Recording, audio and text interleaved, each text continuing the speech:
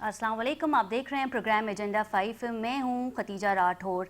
नाज़रीन, कुछ आग जलकर ही बुझती है, बुझाई नहीं जाती। गुल प्लाजा के वाक़े को भी इसी से जोड़ा जा रहा है। गुल प्लाजा मार्केट 10 बजे बंद हो जाती है। 26 एंट्री और एग्ज़िट के गेट मौजूद थे। सिर्फ 2 एंट्री और एग्ज़िट के गेट खुले थे क्योंकि वक्त ऐसा था कि दुकानें जो हैं वो बंद हो रही थी। और ये वो वक्त था जब आग ने पूरे गुल प्लाजे को अपने लपेट में ले लिया था। फायर फाइटर अपना काम बखूबी जानते हैं। जिसका जो पेशा होता है वो अपने काम को बेहतर अंदाज में समझता है। जब फायर फाइटर वहां पे पहुंचे तो उनका कहना था कि आग लगने के 5 से 10 मिनट बाद हम वहां पे मौजूद थे और चारों तरफ आग फैल चुकी थी। यानी आग किसी एक दुकान में, दूसरे दुकान में, तीसरे दुकान में नहीं लगी थी, किसी एक फ्लोर पे नहीं लगी थी इस 5 मिनट में, बल्कि तमाम गुल प्लाजा इंक्लूडिंग मेज 9 फ्लोर जो पहले पार्किंग एरिया था, जिसका नक्शा पार्किंग एरिया के लिए अप्रूव हुआ था और वहां पे भी दुकानें बना दी गई थी, इससे 5 से 7 मिनट में तमाम जो गुल प्लाजा है आग ने इसे अपनी लपेट में ले लिया था। और ये वो वक्त था जब कुछ लोग अंदर मौजूद थे और इस वक्त भी कई लाशें जो हैं वो अंदर से निकाली जा रही हैं। एक शॉट है फायर फाइटर का, वो हम आपको सुनाते हैं और आपको बताते हैं कि उन्होंने क्या कहा था जब वो वहाँ वाक़े पे मौजूद थे। हमारे जब हेडक्वार्टर से हम जब बाहर निकले ना हेडक्वार्टर से, तो आप यकीन करना हमने अपने हेडक्वार्टर के पास ही धुआं देख लिया था। और जब हमने धुआं देखा तो हमने फौरी तौर पे फ़ोन मिलाया कि जो हमारी जो बाउसर है और स्नारकर उसको तैयार रखना, हम पोस्टें साथ ही भिजवाएंगे कि वहाँ की सिचुएशन देखेंगे। जब यहाँ आए, आने के बाद जब हम यहाँ पहुँचे, यकीन करना गुल प्लाजा के चारों तरफ से जो है ना आग निकल रही थी, चारों तरफ से आग निकल रही थी। कोई एक दुकान में नहीं निकल रही थी कि हम लेट पहुंचे या फिर वो हमारे जो गलती है कि हमारे पास पानी नहीं था, ऐसा कोई नहीं था। देखें, एक बात समझने की होती है, जो आग शॉर्ट सर्किट से लगती है या किसी वजूहत से लगती है वो बुझ जाती है, और जो आग आप समझदार हो इस तरह अगर लगती है तो वो जल के बुझती है। मेरा जो कहने का मकसद अब आप जी नाज़रीन, ये वीडियो आपने मुलाहिज़ा की और उनका कहना ये था कि जो शॉर्ट सर्किट की आग होती है वो बुझाई जा सकती है, लेकिन अगर किसी मकसद से आग लगाई जाए तो फिर वो बुझाई नहीं जाती, वो आग लग के खुद ही बुझती है। और ये जो ज़मीन है 2 एकड़ पे मौजूद थी जिस पे गुल प्लाजा बना हुआ था, अरबों रुपए की ज़मीन है। ज़राए से ऐसी इतलात भी मौसूल हो रही हैं कि बिल्डर माफिया ने इसकी बोली लगाना शुरू कर दी। इस पर मज़ीद भी बात करेंगे। हमारे साथ मौजूद हैं कादिर मंदुखेल हैं, सीनियर रहनुमा हैं, पाकिस्तान पीपल्स पार्टी से इनका ताल्लुक है। इनके हमरा हैं रिफत सही साहब, और हमें स्टूडियो में ज्वाइन किया है मैं रमीज साहब, सीनियर सहाफ़ी हैं। आप तीनों को प्रोग्राम में वेलकम करते हैं। सबसे पहले रुक कर लेते हैं कादिर मंदुखेल साहब का। मंदुखेल साहब, ये बताइएगा कि अब ये अंदाज़ा लगाया जा रहा है, बातें हो रही हैं कि ये जो गुल प्लाजा में आग लगी है ये कोई शॉर्ट सर्किट की आग नहीं थी, और बताया ये जा रहा है कि शायद ये आग जो है वो लगाई जा सकती है। 2 एकड़ पे प्लाजा मौजूद था, अरबों रुपए की जमीन थी, और अब बिल्डर माफिया ने इसकी बोली लगाना भी शुरू कर दी है। क्या कहेंगे? देखिए जी, इन सारी बातों से हट के कि हम हुक्मरान हैं, हमारी हुकूमत है, और हुकूमत के अंदर कोई भी पार्टी हो या कोई भी या घर का वो है, वो गलती कर ले तो हम वो गलती या उनकी गलती कोताही भी हम अपने सर पे ले लेते हैं। अब अगर ये बात आपने जो ये आवाज सुनाई थी फायर ब्रिगेड का, ये फायर ब्रिगेड हमारे दौर में नहीं है, ये एमक्यूएम के दौर में ये भर्ती हुए, जबकि इल्जाम भी लगाता है कि उसके बाद उन्हें कोई भर्ती नहीं की है। चलो उसको भी थोड़ा एक तरफ रख ले, आप थोड़ा सा इमेजिन कर ले कि एक जो शॉपिंग सेंटर है वो किसी दुकान में आग लगती है जी। तो वो कोई बम ब्लास्ट तो नहीं होता है, वो तो आग होता है, कहीं से शुरू हो जाता है तो दूसरे साइड से लोग निकल जाते हैं। यहाँ बताया जा रहा है कि कोई 27 या 26 दरवाजे थे और उसमें से 2 खुले हुए थे, बाकी सारे बंद थे जी। और आपने लोगों की जो ना वो आवाजें भी सुनी है, इंटरव्यू भी देखी, उन्होंने कहा हमने, बाज लोगों ने, कि हमने मस्जिद का दरवाजा तोड़ के हम निकले। फिर एक चीज और आपको ये दिला दूं कि ये सारी आपके फुटेज में या जो ड्रोन से तस्वीरें ली गई है, उसी प्लाजा के छत पे मोटरसाइकिलें और गाड़ियां जो ना वो सही सलामत है। ये भी खबर आ गई कि लोगों ने कहा कि हम छत पे चढ़ने की हमने कोशिश की, वो दरवाजे भी बंद थे। और फिर कल मेरे साथ जो है ना वो एयरवाई पे इनके एसोसिएशन का सदर मौजूद था, उन्होंने ये कहा कि मैं बेसमेंट में था, बेसमेंट के बाद जब आग लगी मैं ऊपर आया और मैंने फौरन के इलेक्ट्रिक को फोन किए और बिजली ऑफ करा दी है।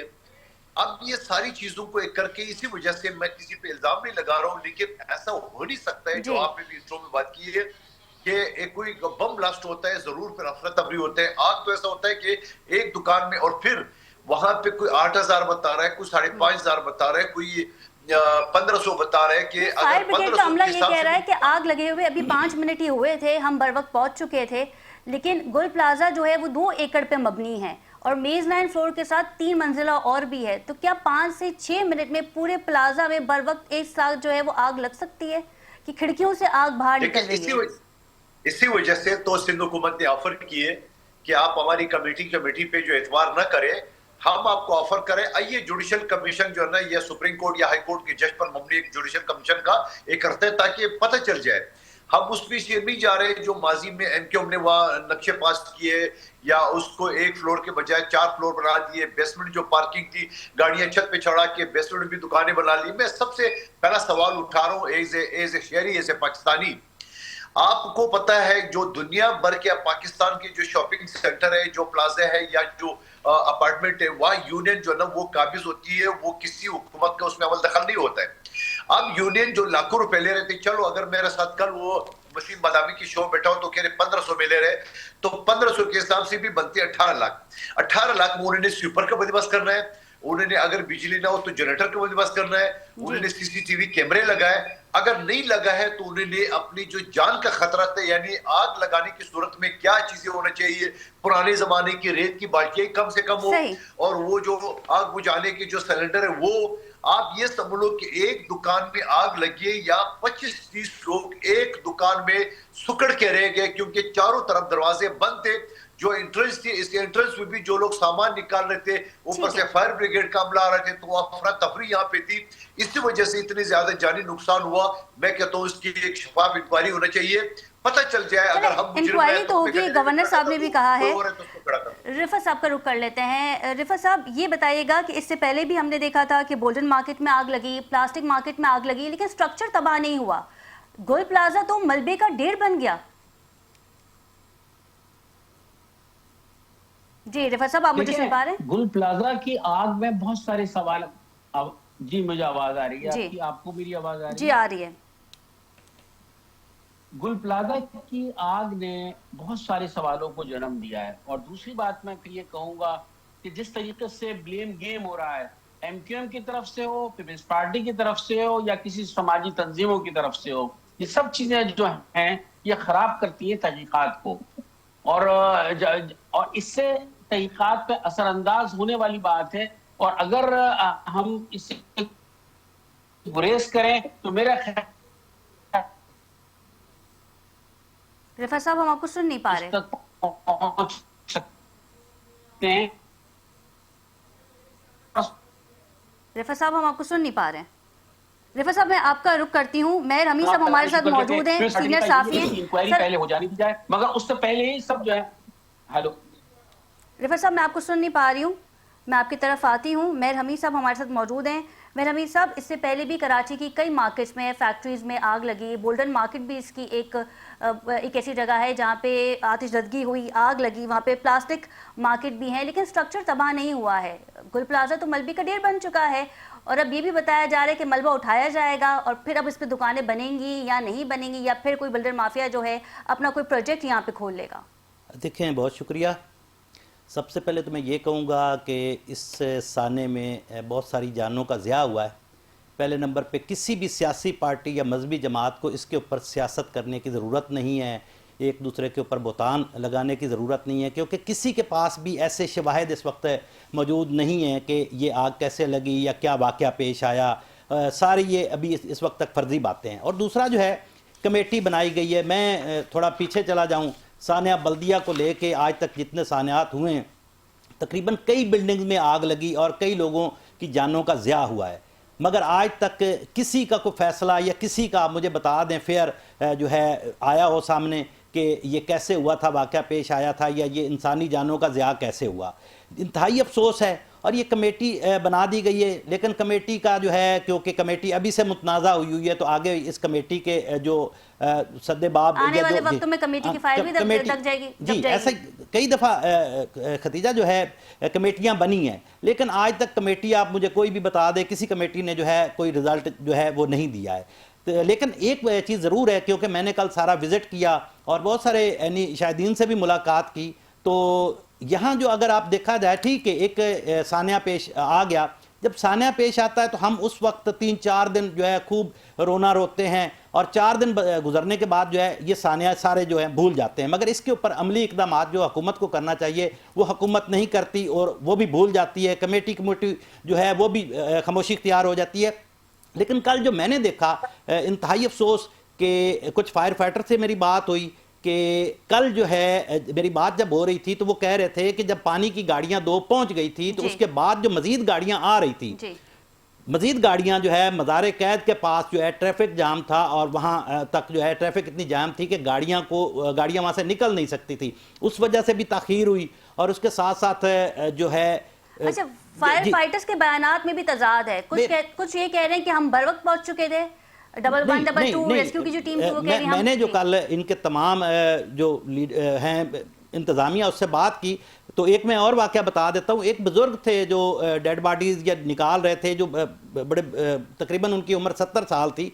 तो मैं कल उनसे बात करने के लिए खड़ा हुआ था तो एकदम जो है जो चीफ हैं फायर स्टेशन के या फायर ब्रिगेड के हमायूं साहब वो आए, उनको फौरी तौर पे वो लेके चले थे। बहुत सारे हकायक वो बता रहे थे तो जिनको हम रिकॉर्ड भी करना चाहते थे लेकिन वो जो है नहीं बता पाए। तो इसलिए जो है बहुत सारे आपको पता है कि माजरत के साथ सियासी जो है लोग जो हैं उसमें भर्ती हैं तो कुछ एक दूसरे पर इल्ज़ामात भी लगा रहे होते हैं। और लेकिन इसकी मैं कहता हूं कि ऐसा कोई जो है कमेटी बननी चाहिए जिसकी वजह से ये फिर बिल्कुल इसकी इंक्वायरी होनी चाहिए और इसको रुकना चाहिए, ये सिलसिला रुकना चाहिए।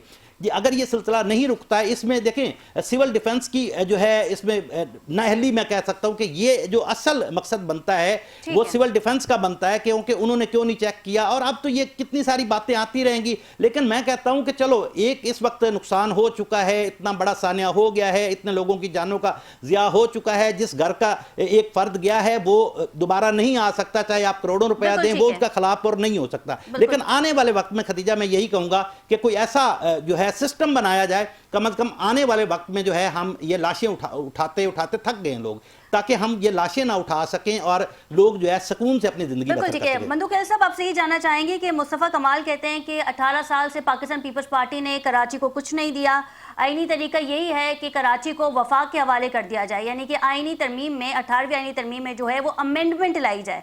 इसमें पाकिस्तान पीपल्स पार्टी का क्या मौक़िफ़ होगा? ऑल्दो शर्जील मेमन साहब ने आज मीडिया टॉक भी की और उन्होंने कहा कि ये वो लोग बातें कर रहे हैं जिन्होंने बल्दिया फैक्ट्री में भत्ता ना मिलने पर जिंदा लोगों को जला दिया था।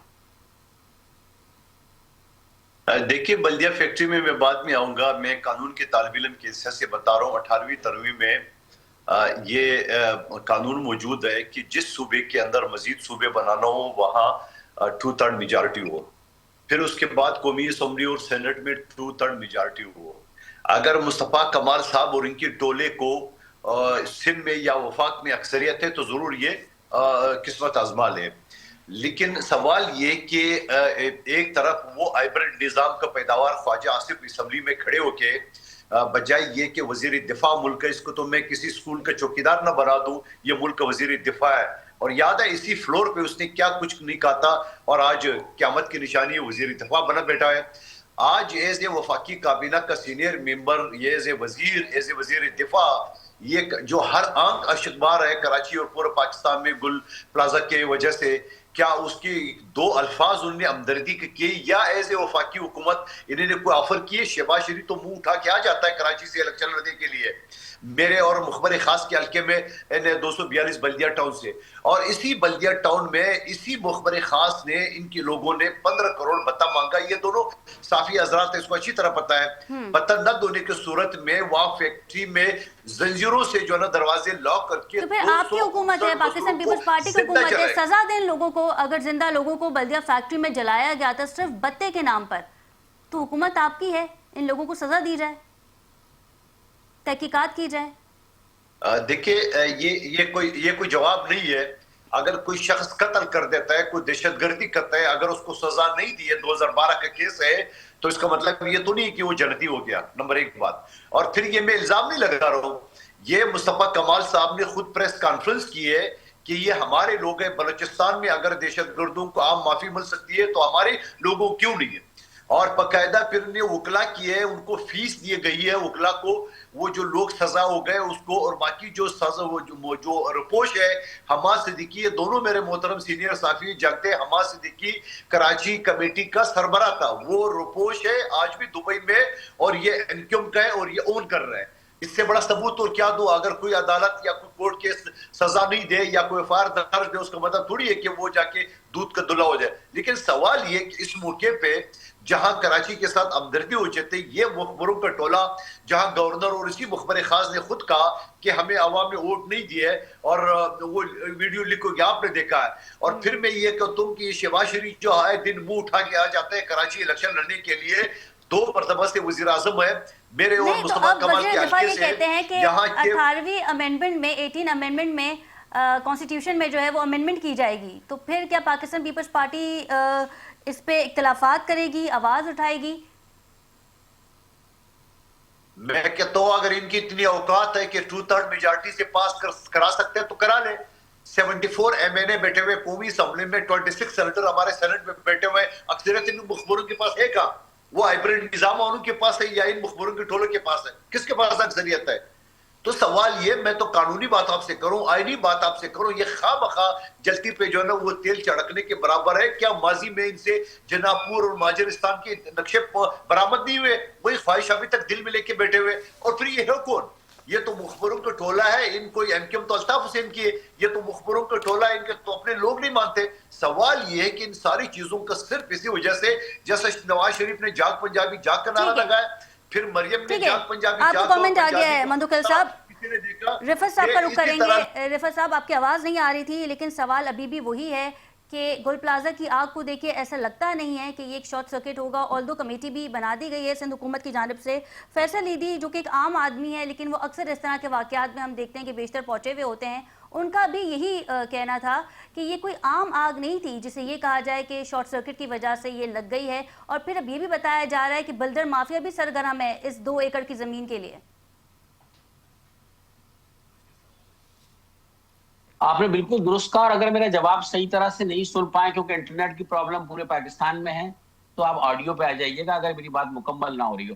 बात मैं कहूंगा, बात वो बिल्कुल दुरुस्त कह रहे हैं, और मैं फिर यही कहूंगा कि इसकी तहकीकात हो जाने दें, उसके बाद सारे तबसरे अच्छे लगते हैं। और जो बेगुनाह लोग, मासूम लोग जिस बेदर्दी से वहां पर जलकर हलाक हुए हैं, जाबाक हुए हैं, उनकी रूहों को करार उस वक्त तक नहीं आएगा। हम अपनी सियासत में लगे रहेंगे, ब्लेम गेम करते रहेंगे, हम अपने मौजू से हट गए हैं। हम 28वीं आर्मी तरमीम की तरफ चले गए, पीपल्स पार्टी एमक्यूएम की तरफ चली गई है, एमक्यूएम बल्दिया टाउन वाले बल्दिया फैक्ट्री की तरफ चली गई है, ये दूसरी तरफ आ गए।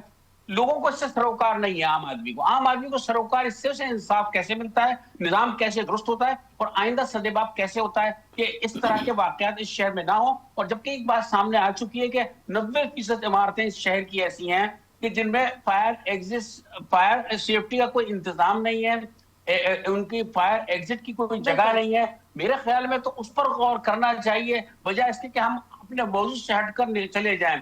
उन मरने वालों को जिस बेदर्दी से जिस तरह लाशें निकल रही हैं, तो आप अंदाजा लगाएं वो किस कर्ब में, किस मुसीबत में होंगे, और किस तरह से उन्होंने वहां अपनी जान दी होगी। जलकर राख हो गए, आज पहचान में ही नहीं आ रहे, अब तो डीएनए भी मुमकिन नहीं है। मेरे ख्याल में इन मौजूदात की तरफ देखना चाहिए और इस पर बात करनी चाहिए। जहां तक कि आज साजिश की कोई बात, तो मेरे ख्याल में अगर इसकी फेयर इंक्वायरी होगी, हर चीज सामने आ जाएगी। अगर उसमें ऐसे लोग हों, तो अभी से हमने इसे मुतनाज़ा बना दिया, अभी से हमने एक दूसरे पे इल्जामात लगाने शुरू कर दिए और इसमें वाकई सियासत शुरू कर दी, तो फिर इंसाफ नहीं मिल सकेगा। बिल्कुल ठीक है। महर साहब, अगर ये कोई किसी प्लानिंग के तहत अगर ये वाकई नहीं इम्प्लीमेंट किया गया था, तो फिर इसका एक तरीक़ेकार ये भी होना चाहिए, क्योंकि इस वक्त तो गुल प्लाजा जो है वो मलबे का ढेर बन चुकी है, इसे दोबारा खड़ा किया जाए, दोबारा दुकानें बनाई जाएं और जो मालकान हैं उन्हें वापस दिया जाए। फिर हुकूमत एक यही चीज़ कर सकती है ना, अगर ये किसी प्लानिंग के तहत नहीं किया गया है तो। देखें ये चीज तो बाद में आएगी। बात है कि पहले लाशें तो निकल आए, कितने लोग, अभी तो 60 की फिगर आ रही है। अब उसके बाद नीचे मलबा, इतना मलबा है कि उसे निकालने में मुश्किल पेश आ रही है। अभी तो ये इंकिशाफ होना बाकी है कि और मजीद कितने लोग नीचे दबे हुए हैं। इसके बाद कहीं इसकी तामीर की बात होगी, उसके बाद कहीं वहाँ प्लाजा खड़े होने की बात होगी, पहले तो ठीक है उन रिफत लोगों साहब, की आपका शनाख्त पॉइंट आ तो गया। मुकम्मल हो मेहर साहब जाए। आप कुछ कह रहे थे। अभी देखें, अभी तो फिलहाल सबसे पहले तो जो जिनके प्यारे अभी उस मलबे के ढेर के अंदर दबे हुए हैं, जिनकी डेड बॉडीज़, या यकीन माने कल इतना अफसोस हो रहा था देख के कि डेड बॉडीज़ के कुछ हिस्से जो है शॉपर में रेस्क्यू एहलकार जो लेके जा रहे थे, तो वो मंजर बिल्कुल देखा नहीं जा रहा था। तो मैं कहता हूँ सबसे पहले ये हो जाए, उसके बाद जो है इस दफ़ा अगर हुकूमत को चाहिए, कादिर बंदू खान खेल साहब बड़े पुराने दोस्त हैं, सुन रहे हैं, तो मैं कहता हूं कि इस हादसे के बाद जो है ऐसे लोगों को इबरत का निशान बना दिया जाए, ताकि आने वाले वक्त में जो है लोग इस परेशानी से कराची की आवाम कभी डंपर माफिया से जूझती है, तो कराची के आवाम के साथ तो यही हो रहा है ना, कभी मैन होल से जूझती है, और अब ये गुल प्लाजा का वाकया आ गया। देखें कराची में जो अगर आप इससे करना, फायर ब्रिगेड जो है इसको आपको रेगुलेट करना पड़ेगा, इसके अलावा SBCA, ठीक है, उसके ऊपर आपको काम करने की ज़रूरत है। आप ये देखें कि दूसरे मुल्कों में चॉपर, जिसको आप हेलीकॉप्टर भी कह सकते हैं, उसके ज़रिए भी आग बुझाई जाती है। हमारे मुल्क में कोई ऐसा सिस्टम नहीं है। ये फंड कहाँ जाते हैं? इतने लोग पूरे कराची के लिए 23 से 24 या 30 फायर स्टेशन है, जिसके तकरीबन इस वक्त 100 की ज़रूरत है। फिर लोग रिटायर हो रहे हैं, नई भर्ती नहीं हो रही, तो हम ये तो ज़रूर कह देते हैं कि फ़लाँ इदारों में जो है प्रॉब्लम है, फ़लाँ है, लेकिन उनके साथ भी ये होना चाहिए, क्योंकि कराची के लिए 30 या 20 जो है फायर स्टेशन, मेट्रोपॉलिटन सिटी है, बिजनेस हब है, 70% मैं कह रहा हूं कि इस वक्त कराची का हाल देखें। फिर दूसरा, ज्यादातर जो है कल भी आग लगने के वाकयात पेश आए हैं। अगर मैं कहता हूं कि इस दफा मेरी आपसे गुजारिश है, सब जो सुन रहे हैं, और हुकूमत वक्त से भी मेरी गुजारिश है कि सिंध बिल्डिंग कंट्रोल अथॉरिटी या दीगर जितने भी इदारे हैं, जिसकी या नाअहली है, उनके 4 से 5 अफसरान के खिलाफ आप कार्रवाई करें। मैं कहता हूं दूसरी दफा आपको कराची शहर में आग लगने का कोई वाकया सामने नहीं आएगा। आपको कोई ऐसे जो है कोई सिस्टम सामने नजर नहीं आएगा कि इस जगह पे आग लगी है या इस पे लगवाई गई है। जब तक आप कुछ 4-5 लोगों को लटकाएंगे नहीं, जब तक 4-5 इदारों के सरबराहान के खिलाफ कार्रवाई नहीं करेंगे। देखिए इतना बड़ा सान्या हुआ, कुछ 4-5 अफसरान या सेक्रेटरी तब्दील करके इधर का उधर, तो ये मैं कहता हूं नहीं है। हुकूमत को इस वक्त नोटिस देना चाहिए। और मैं इस वक्त ये भी कहूंगा कि पीपल्स पार्टी, नून लीग या MQM को खुदा के लिए ये अपनी सियासत को भी पीछे छोड़ें। आप जब आप एक दूसरे के साथ सियासत कर रहे होते हैं या सियासी बयानबाजी कर रहे होते हैं, तो उन लवाहिकीन को तकलीफ होती है, जिनके बच्चे इसमें चले गए हैं, छोटे बच्चे चले गए हैं, खवातीन इसमें जो है इसमें जान भाग हुई हैं, उनका ख्याल करें। इस वक्त हमें सारी सियासत खत्म करके जी उस पे मंदू खेल साहब को रुक करेंगे। मंदू खेल साहब, NFC का भी मामला है और हुकूमत ये चाहती है कि NFC का एक शेयर जो है वो वफाक को भी मिले, और वजीर दिफा ने भी इसका इंदिया दे दिया है कि गुल प्लाजा की आग नहीं बुझा सके। फिर मुस्तफ़ा कमाल ने भी कह दिया है कि कराची को वफाक की टेरिटरी में दे दिया जाएगा। आप खुद इत्तेहादी हैं नून लीग के, क्या आने वाले वक्तों में हम देखेंगे कि नून लीग के साथ अगर कुर्बत नहीं आगे बढ़ सकी तो फिर इत्तेहाद खत्म हो जाएगा? देखिए, पहली बात तो मैं मेयर साहब और रिफत साहब की बात से बिल्कुल इत्तेफाक करता हूँ। मैं पहले दिन मेरी हुकूमत, मेरी पार्टी ने पहले ही ऑफर किए कि आइए आप हमारी कमेटी में भी यकीन न करें, आप जुडिशल कमेटी यानी हाई कोर्ट, सुप्रीम कोर्ट की जज पर मुश्तमिल कमेटी बना ले, ताकि तहकीकात कर ले, ताकि वंस फॉर ऑल जो है ना इसका फैसला हो जाए, ताकि आंदा पाकिस्तान या कराची में इस तरह कोई सानिया न हो। अफसरान को भी पता हो कि अगर इस तरह गफलत करेंगे या जो भी मलौस होगा उसको एक इबरत का निशाना बनाया जाए। नंबर एक बात। दूसरी बात ये कि ये फिर वही मैं कहूंगा कि इस सानिया के ऊपर ये जो हाइब्रिड निजाम के पैदावार, ये मुखबर खास ने जो सियासत के लिए है, ये इनका शौक कभी पूरा नहीं होगा। पीपल्स पार्टी लात मारेगी 2 मिनट में हुकूमत को। हम इस हुकूमत को जो ना पहले भी ना हुकूमत को, मंदू खेल साहब, हाँ बोल तो रहा हूँ आपको अब सही उर्दू नहीं आती मेरे ख्याल में आपको। नहीं मुझे बिल्कुल सही उर्दू आती है। मैं यही सुनना चाह रही थी कि मेरे कानों ने जो सुना है वो सही सुना है। जी बिल्कुल सही सुना है आपने। मैं ये कहूंगा कि कराची पाकिस्तान से पहले भी सिंध का हिस्सा था, और इसी कराची से पाकिस्तान का करारदाद पास हुआ है। जो नादान इस तरह साजिशें कराए, उनको पता चल जाएगा ना कि पीपल्स पार्टी 58 साल की एक शहीदों की और ये जालों की फौज, ये कोई PTI की बर्गर बचे नहीं है कि आपने पंजाब CCD के जरिए जो ना 1900 लोगों को कत्ल करके और PTI के लोगों को दबा लिया, पीपल्स पार्टी को भी दबा लेंगे। मैं बताऊं, ये गोरिल्ला हमारी जो ना एक साथी है, ये भूल न जाए। सिंध जो ना, सिंध के एक बच्चा कराची के एक बच्चा साहब, उर्दू मुझे बखूबी आती है, लेकिन जब मैं माजी की झलकियां देखती हूँ 26वीं आईनी तरमीम देखती हूँ, जिस तरीके से बिलावल भुट्टो साहब मुतहरिक थे 26वीं आईनी तरमीम के लिए, मौलाना साहब के घर गए शहबाज शरीफ की क़यादत में, ताकि उनकी हुकूमत में जो तरमीम लाई जाए, और 27वीं आईनी तरमीम के लिए भी जिस तरीके से पाकिस्तान पीपल्स पार्टी ने मेहनत की, तो इसलिए मैंने आपसे वो कहा था कि आप रिपीट कीजिए, क्योंकि उर्दू मुझे भरपूर आती है। बहुत शुक्रिया आपके वक्त का। और इनके हमरा थे रिफत सईद साहब, और स्टूडियो में हमें ज्वाइन किया था मैं रमीज साहब ने, सीनियर सहाफ़ी थे, आपका भी बहुत शुक्रिया। नाज़रीन, प्रोग्राम में मजीद भी बात करेंगे, लेकिन यहाँ वक्त हुआ एक शॉर्ट कमर्शियल ब्रेक का। Stay with us.